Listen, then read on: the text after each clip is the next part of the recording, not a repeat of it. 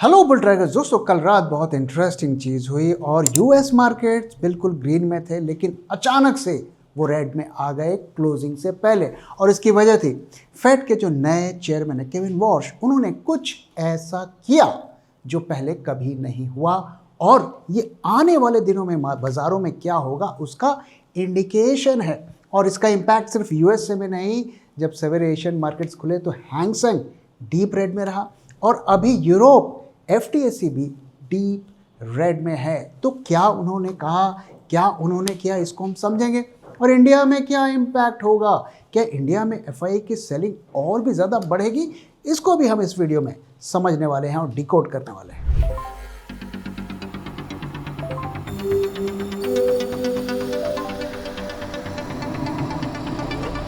जब मार्केट की हो बात, बेटर आस्क बुल ट्रैक। कल रात फेड के जो नए चेयरमैन है केविन वॉर्श, उनकी पहली पॉलिसी डिसीजन थी और उसमें उन्होंने ऐसा क्या किया और क्या कहा, आइए समझते हैं। रेट्स में कोई बदलाव नहीं किए गए। अगर आप देखें तो rates held steady, but the dot plot, the statement overall and the inflation forecast tell a very different story. ये डॉट प्लॉट क्या होता है? तो जैसा कि हम जानते हैं कि जो भी सेंट्रल बैंक होता है उसमें डिसीजन एक आदमी नहीं लेता है, उसमें मल्टीपल लोग लेते हैं। और फेड में 18 गवर्नर्स हैं, 18 लोग डिसीजन लेते हैं कि इंटरेस्ट रेट को बढ़ाना है और घटाना है। और 18 लोगों के मान लीजिए ऐसे ऐसे डॉट्स हैं और हर कोई बोलता है कि मेरा इंटरेस्ट रेट कहाँ होगा। तो दूसरा डायरेक्टर बोलेगा मेरा इंटरेस्ट रेट यहाँ पे होना चाहिए, तीसरा बोलेगा यहाँ पे होना चाहिए। और इस तरीके से प्लॉटिंग की जाती है ट्रेडिशनली और दिखाया जाता है और फिर डिसीजन लिया जाता है कि मेजॉरिटी ऑफ लोग जो हैं वो क्या कह रहे हैं और उसके बाद डिसीजन होता है। तो काफ़ी स्ट्रॉन्ग डिसीजन मैकेनिज्म वहाँ पर है। और वहाँ कल क्या देखने को मिला? कल 18 में से 9 लोगों ने कहा कि रेट्स बढ़ने चाहिए। दोस्तों 50% लोग कह रहे हैं कि रेट्स बढ़ने चाहिए। क्या लगता है आपको कि आने वाले दिनों में रेट्स घटने वाले हैं? और जो बोर्ड मेंबर्स का कलेक्टिव डिसीजन था कि न्यू मीडियन रेट 3.8% होगा, यानी कि इस साल के अंत तक आते आते हमें ये रेट्स देखने को मिल सकता है। इसका मतलब है कि इस साल के अंत तक आते आते एक रेट हाइक होगा और इन्फ्लेशन भी इसी तरफ इशारा कर रहा है, उसमें भी बढ़त हमें देखने को मिल रही है। इस सब का समरी क्या है? समरी ये है कि इस साल के अंत तक आते आते अभी करंट रेट से हमें बढ़ा हुआ रेट देखने को मिलेगा और यही मार्केट के लिए काफ़ी एक नेगेटिव एस्पेक्ट साबित हुआ। थोड़ा और डिटेल में समझते हैं। तो जैसे कि मैंने कहा 9 आउट ऑफ 18 जो बोर्ड मेंबर्स हैं उन्होंने कहा कि रेट्स बढ़ने चाहिए और अभी रेट 3.4% है, साल के अंत तक 3.8% का एक मीडियन एस्टिमेट कहा जा रहा है और हाइक होने की पॉसिबिलिटी 49% है बाय सितंबर, यानी कि अगले 3 महीने में रेट्स बढ़ सकते हैं। इस पॉलिसी का ये decision. Half the committee now wants to raise rates, markets were praying for cuts. अब आप एक्सपेक्ट कर रहे थे कि रेट्स कट होंगे, लड़ाई रुक गई है, लेकिन यहाँ रेट्स बढ़ने की बात हो रही है और यही मार्केट्स को निराश किया। और दूसरी चीज़, जो नए फेड के चेयरमैन आए हैं उन्होंने कहा है कि फॉरवर्ड गाइडेंस को हम हटा देंगे। जो पिछले चेयरमैन थे वो कहते थे कि आने वाले दिनों में हमारा व्यू ये है, हमारा स्टैंड ये है, हम डविश है, हम जो ग्रोथ ओरिएंटेड है, लेकिन अब कोई भी प्रेडिक्शन नहीं किया जाएगा और डविश लैंग्वेज को भी जो है किल कर दिया गया। नो मोर डविश और हॉकिश स्टैंड्स के बारे में बात किया जाएगा। और सबसे जो इंटरेस्टिंग बात है और ये एक तरीके का सस्पेंस है कि जो गवर्नर जो है, जो फेड के चेयरमैन है, उन्होंने कहा उन्होंने कोई भी प्लॉटिंग नहीं की, कोई भी, वो भी वोट करते हैं। उन्होंने कोई भी वोटिंग नहीं की, यानी कि ना मैं इधर ना मैं उधर, ना मैं रेट बढ़ाने की बात कर रहा हूँ ना मैं घटाने की बात कर रहा हूँ। और यही थोड़ा एक नर्वसनेस की बात है, क्योंकि ट्रंप ने उन्हें इसलिए लाया था कि रेट्स को कट करो। अब तो आइडियली उनको कहना चाहिए था कि नहीं, हम रेट कट्स का सपोर्ट करते हैं, लेकिन उन्होंने ऐसा नहीं किया। इसका मतलब वो क्या ये इशारा देने की कोशिश कर रहे हैं कि मैं इसके फेवर में नहीं हूँ? और दूसरी चीज़, अगर वो ये कह दें कि रेट कट्स के फेवर में अगर वो वोट करते तो एक तरीके का मैसेज हो जाता कि जो ये कमेटी जो है, जो बोर्ड है, वो उतने स्ट्रॉन्ग डिसीजंस नहीं ले पा रही, क्योंकि महंगाई तो बढ़ती जा रही है, यूएसए में भी बढ़ रही है। तो ये काफ़ी मार्केट को परेशान कर रहा है। और ध्यान रहे दोस्तों, ट्रम्प बार बार कह रहे हैं, पुराने जो फेड चेयरमैन थे उनको प्रेशराइज कर रहे थे कि रेट कट करो, रेट कट करो, रेट कट करो, और उनको हटाकर अब इन्हें लेकर आए हैं, लेकिन ये भी जो है शांत बैठे हुए हैं। तो ये मार्केट को डिसअपॉइंट कर रहा है कि जो मार्केट उम्मीद लगा रहा था कि नए फेड चेयरमैन आने के बाद रेट कट्स होंगे, वो होते हुए नहीं दिख रहे। तो मार्केट डिसअपॉइंटेड है और साथ में इन्फ्लेशन भी बढ़ता हुआ दिख रहा है। तो डेटा भी सपोर्ट नहीं कर रहा है कि रेट कट्स हों, और इसीलिए मार्केट्स ने नेगेटिवली रिएक्ट किया। और डाउ जोन्स और नैस्डैक जो ग्रीन टेरिटरी में घूम रहे थे, वो sharply later part of the day में अचानक से रेड में आ गए और डीप रेड में आ गए। रिटेल इन्वेस्टर्स आज कई स्टॉक्स में फंसे हुए हैं, जैसे कि सुला विनयार्ड्स, रेलटेल, ओला इलेक्ट्रिक। अब इन स्टॉक्स में रिटेल क्यों फंसते हैं? क्योंकि वो social media tips, FOMO and TV analyst पर रिलाई करते हैं। देखिए, स्टॉक का गिरना बड़ी बात नहीं है, पर आपके स्टॉक्स गिरने के बाद अगर रिकवर नहीं होते हैं तो ये बड़ी प्रॉब्लम है। 2008 में if you see, Bajaj Finance ने 1.5 लाख % का रिटर्न दिया, टाइटन ने 9000% का रिटर्न दिया, और वहीं पर डीएलएफ ने 10 साल लगा लिए ब्रेक इवन के लिए, और यूनिटेक जैसे स्टॉक जो आज तक रिकवर नहीं कर पाए। तो आखिर ऐसा क्यों होता है? इसकी दो बड़ी वजह है, क्वालिटी एंड वैल्यूएशन, यानी वो bad quality and high valuations पर स्टॉक खरीद लेते हैं। और अगर आपको किसी भी स्टॉक का क्वालिटी को चेक करना है तो आपको उसकी बैलेंस शीट को चेक करना पड़ेगा, which could take hours, और वैल्यूएशंस के लिए आपको हेवी मैथमेटिकल मॉडल्स को यूज करना पड़ेगा। और इसीलिए हम आपके लिए लेकर आए हैं बीटी स्टॉक एक्सरे, जहां आप सेकंड्स में किसी भी स्टॉक का quality and fair valuation check कर सकते हैं। So wait no more, act now and अपने पोर्टफोलियो की क्वालिटी स्कोर को बढ़ाइए और उसे वेल्थ क्रिएटर बनाइए, ना कि wealth destroyer. BT stock X-ray, upgrade your portfolio now, because hope is not a strategy.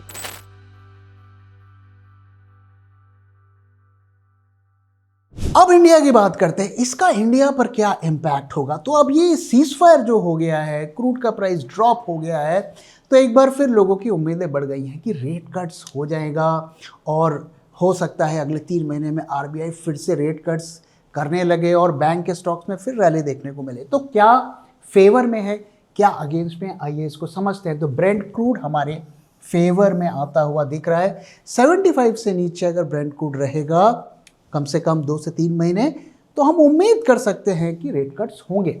Straight of Hormuz दोबारा से खुलने की बात हो रही है, इसके बारे में हमने डिटेल में आपके साथ शेयर किया कि अगले 3 महीने तक ऑयल की सप्लाई बढ़ने वाली नहीं है उस रफ्त जितना हम एक्सपेक्ट कर रहे हैं। तो ऑयल के प्राइजेस प्रेशर में रहेंगे, करंट अकाउंट डेफिसिट में भी हमें रिलीफ मिलेगी, और सब कुछ ठीक रहा सो अगले 3 महीने में आरबीआई ग्रोथ को बढ़ाने के लिए माइनर रेट कट कर सकता है। तो ये तो पॉजिटिव फैक्टर्स हैं जो हम उम्मीद कर रहे हैं। लेकिन अब सिचुएशन बदल गई है, कल रात से सिचुएशन बदल गई है। तो सबसे पहली बात कि यूएस 10 ईयर बॉन्ड यील्ड्स हमें 16 बेसिस पॉइंट्स का राइज देखने को मिला। बॉन्ड मार्केट में ये बड़ा इवेंट है, सो ये हमें उम्मीद नहीं दे रहा है। अब यूएसए में अगर बॉन्ड यील्ड बढ़ेगा तो फिर वो एफआईएस की सेलिंग को और बढ़ाएगा और हमारे यहाँ भी प्रेशर डालेगा कि हम रेट कट्स ना कर पाएँ, क्योंकि हम ऐसी सिचुएशन नहीं देखना चाहते कि यूएस के बॉन्ड यील्ड और इंडिया के बॉन्ड यील्ड में गैप कम हो जाए। हमारे यहाँ रेट ऑफ इंटरेस्ट ज़्यादा होता है,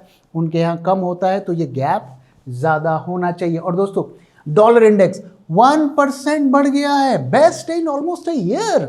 1 साल में डॉलर इंडेक्स बढ़ गया है, यानी कि डॉलर के एसेट्स की डिमांड बढ़ेगी। इसका मतलब इमर्जिंग मार्केट में सेल ऑफ होगा तो ये एफआईआई की सेलिंग को बढ़ाएगा। ये दोनों फैक्टर्स एफआईआई की सेलिंग को बढ़ाएंगे। ध्यान रहे दोस्तों, हमारे देश में ग्रोथ स्टोरीज की बहुत कमी है, रिस्क बढ़ता हुआ दिख रहा है और एफआईआई का पैसा सेफ टेरिटरीज में जा रहा है, ग्रोथ ओरिएंटेड टेरिटरीज में जा रहा है। सो ये दोनों एफआईआई के सेलिंग को बढ़ाएंगे। So FII pressure, FII outflow बढ़ेगा, higher US yield, money leaves India. This is not a rocket science, ये हम सालों से देख रहे हैं और इसका इम्पैक्ट ऑलरेडी दिखना शुरू हो गया। आज देखिए पिछले 2 दिनों से हमारे मार्केट्स ग्रीन में है, अच्छी रैली भी हो रही है, आईटी इंडेक्स ब्लीड कर रहे हैं। क्यों? क्योंकि वहाँ पर अगर इंटरेस्ट रेट्स बढ़ेंगे सो आईटी पर लोग कम इन्वेस्ट करेंगे और जिसका कम फायदा या हम कहें तो नुकसान होगा हमारी आईटी सर्विसेज इंडस्ट्री को, इसीलिए ये डाउन होता हुआ दिख रहा है। सो आपको क्लियर कट कोरिलेशन देखने को मिल रहा है कि ये हमारे मार्केट्स के लिए नेगेटिव डेवलपमेंट है। अब आइए इसका इम्पैक्ट देखते हैं पूरे ग्लोबल मार्केट्स पर, क्या इम्पैक्ट देखने को मिला। तो जैसे कि मैंने कहा कि फेड गोज हॉकिश, जो बोर्ड मेंबर्स हैं वो हॉकिश दिख रहे हैं, उनका व्यू हॉकिश दिख रहा है, हालांकि कोई कमेंट्री नहीं दी गई है। ट्रेजरी यील्ड्स बढ़े, जैसा कि मैंने आपके साथ शेयर किया, तो ये नेगेटिव है। 2 year yield single day move, so 2 साल में जितना गेन होता है 1 दिन में हो गया। Higher risk free rate reprices every asset on the planet। दोस्तों ध्यान रहे कि ये डिसाइड करता है कि दुनिया भर का रेट ऑफ इंटरेस्ट क्या होगा, क्योंकि यूएसए से हर कोई डील करता है। तो ये ग्लोबल बेंचमार्क है, अगर ये बढ़ेगा तो दुनिया भर के रेट्स बढ़ेंगे। और डॉलर में अगर आप देखिए 1% का राइज हुआ, जैसे कि मैंने बताया, gold crushed by strong dollar. So global capital rushes to USD, drains liquidity from everywhere else. और इसका इम्पैक्ट पूरे वर्ल्ड मार्केट में हमें देखने को मिला। तो यूएस स्टॉक्स, जैसे कि मैंने कहा कि ये ग्रीन से डाउ जोन्स करीब 500 पॉइंट डाउन हो गया, S&P 500 भी करीब 1.21% डाउन रहा, नैस्डैक भी 1.3% से ज़्यादा का डाउन रहा और विक्स में 6% का राइज देखने को मिला। सो साफ साफ कोरिलेशन देखने को मिला। जैसे ही पॉलिसी आई यूएस मार्केट ने नेगेटिवली रिएक्ट किया और उसके बाद हांगकांग, जब सवेरे एशियन मार्केट्स खुले सो वहाँ पर भी हमें डीप रेड देखने को मिला। रीज़न क्या है कि हांगकांग का जो डॉलर है वो यूएस डॉलर से पेग्ड रहता है, रिलेटेड रहता है। तो जो वहाँ पर अगर टाइटनिंग होगी यूएसए में, हांगकांग में भी होगी, तो उसका रिएक्शन देखने को मिला। अब चाइना के कई बड़े बड़े major stocks Hong Kong stock exchange में लिस्टेड हैं और अब देखिए उसमें हमें रिएक्शन देखने को मिला। टेंसेंट और Xiaomi के स्टॉक्स तो 3% तक गिर गए। तो ये क्लियर कट कोरिलेशन देखने को मिल रहा है। अब FTSE यूरोप जब खुला वहाँ भी प्रॉब्लम देखने को मिल रही है, क्योंकि डॉलर जो पाउंड के अगेंस्ट में स्ट्रांग हो रहा है और जो यूके है वो इंपोर्ट ओरिएंटेड इकोनॉमी है, तो उसको नुकसान देखने को मिल रहा है। साथ में वहाँ पर इन्फ्लेशन भी बढ़ता जा रहा है और आजकल में वहाँ की भी पॉलिसी आने वाली है, तो वो क्या कहते हैं उसे भी हमें देखना पड़ेगा। तो डायरेक्ट कोरिलेशन आपको यहाँ पे देखने को मिला। तो only exception is Japan and Korea. So KOSPI 2.3% up, Japan 1.7% up. तो ये क्यों अप हुआ? ये इसलिए अप हुआ क्योंकि ये एक्सपोर्ट ओरिएंटेड इकोनॉमीज होती हैं, तो स्ट्रॉन्ग डॉलर का इनको फायदा है, वीक डॉलर का इनको नुकसान है। तो कोरिलेशन आपको क्लियरली देखने को मिल रहा है कि जिसको स्ट्रॉन्ग डॉलर से फायदा है वो ग्रीन में है, जिसको स्ट्रॉन्ग डॉलर से नुकसान है वो रेड में है। तो क्लियर कट कोरिलेशन आपको यहाँ पे देखने को मिल रहा है। अब इंडिया की बात करते हैं। सो इंडिया में आज का मार्केट अगर आप देखें, चॉपी मार्केट था, ऊपर नीचे हुआ। आखिरी आधे घंटे में बड़ी रैली हुई, सेंसेक्स की एक्सपायरी थी, हमें ये नहीं भूलना है। और लास्ट 30 मिनट में एवरेज से काफ़ी ज़्यादा का वॉल्यूम जनरेट हुआ, करीब 75 मिलियन शेयर से ज़्यादा ट्रेड हुए, जबकि एवरेज 60 मिलियन है। तो आज का जो मूव था वो आखिरी आधे घंटे का मूव था और वो एक्सपायरी ड्रिवन मूव था, इसे हमें नहीं भूलना चाहिए। अब इंडिया की सिचुएशन क्या है? हायर यूएस यील्ड अगर होंगे तो एफआईआई आउटफ्लोज बढ़ेगा। Iran deal provides crude relief but Fed kills rate cut hope for FM. तो अगले 6 महीने तक रेट्स का बढ़ना ऑलमोस्ट इम्पॉसिबल है। तो बैंकिंग सेक्टर में हमें आने वाले दिनों में प्रेशर देखने को मिल सकता है। सो ऐसे में हम वर्स्ट केस और बेस्ट केस क्या उम्मीद कर सकते हैं? तो अगर हम बेस्ट केस देखें तो फिलहाल के लिए 25,000 काइंड ऑफ टॉप बना हुआ है, और प्रोवाइडेड कि $80 से नीचे हम चल रहे हैं, हॉर्मोज खुला रहेगा और फेड रेट्स को नहीं बढ़ाता है। अगले 3 महीने तक रेट्स फेड के नहीं बढ़ने वाले हैं। तो ऐसे सिचुएशन में हो सकता है आरबीआई मोस्ट ऑप्टिमिस्टिक सिचुएशन में 0.25 का कट कर दे। सो अभी के लिए 25,000 हमारा मार्केट का टॉप बना हुआ है। वर्स्ट केस क्या है? वर्स्ट केस है MOU collapses, crude spikes back to 100+, Fed hikes in October जिसकी स्ट्रॉन्ग पॉसिबिलिटी है, dollar rally crushes EM currencies, FII selling बढ़ने लगेगी और रुपया वापस से 90 से ऊपर चला जाएगा। ऐसे सिचुएशन में हम 22,000 एक्सपेक्ट कर सकते हैं। अब आइए मार्केट की तरफ चलते हैं और पहले मार्केट का डेटा देखते हैं। तो पिछले 5 दिनों से हमें मार्केट में अच्छी रैली देखने को मिल रही है।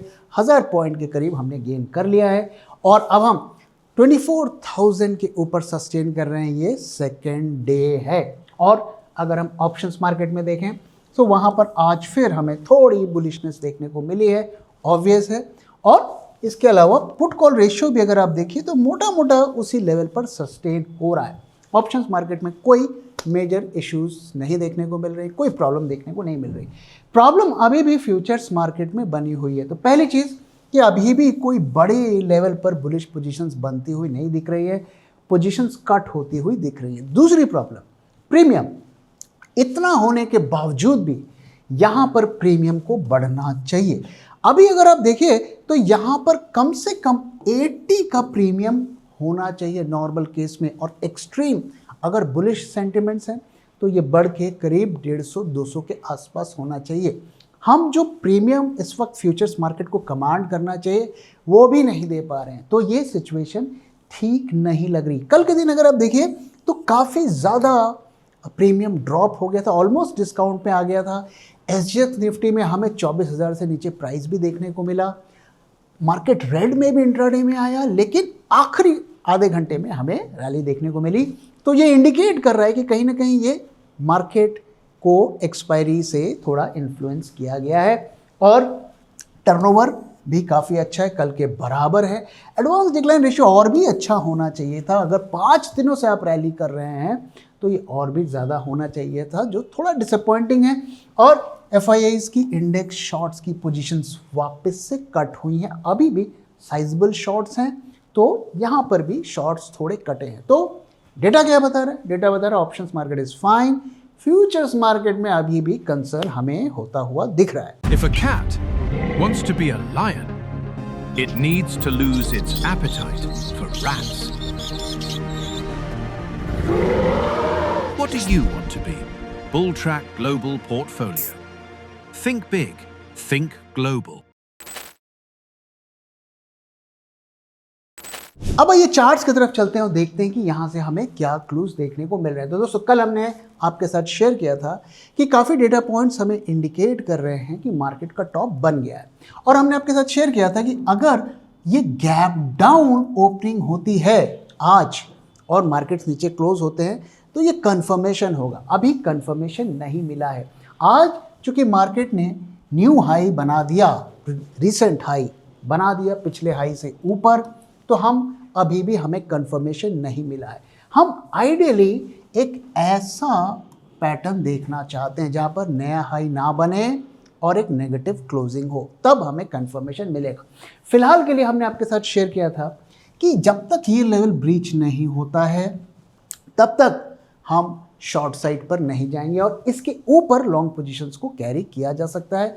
सो वही व्यू आज भी वैलिड है। आज SGX निफ्टी में हमें ये लेवल तो देखने को मिला था, लेकिन जब मार्केट खुला तो हम ये लेवल नहीं देख पाए। तो शॉर्ट पोजीशंस के लिए इस लेवल को याद रखना है, लेकिन इस वक्त थोड़ा हमें कॉशियस रहना है। कल MOU वगैरह भी साइन होने वाला है, वहाँ क्या होगा इस पर भी नज़र बनाए रखनी है। फिलहाल के लिए लॉन्ग पोजीशंस अगर बनाए हैं इस लेवल को ध्यान में रखिए। शॉर्ट अभी नहीं करना है, कंफर्मेशन का हमें वेट करना है। तो दोस्तों इसी के साथ इस वीडियो को मैं यहाँ पे ख़त्म कर रहा हूँ। वीडियो कैसा लगा ज़रूर बताइएगा, अपना फीडबैक भी शेयर करना मत भूलिएगा। Thank you very much for watching and thank you for your time.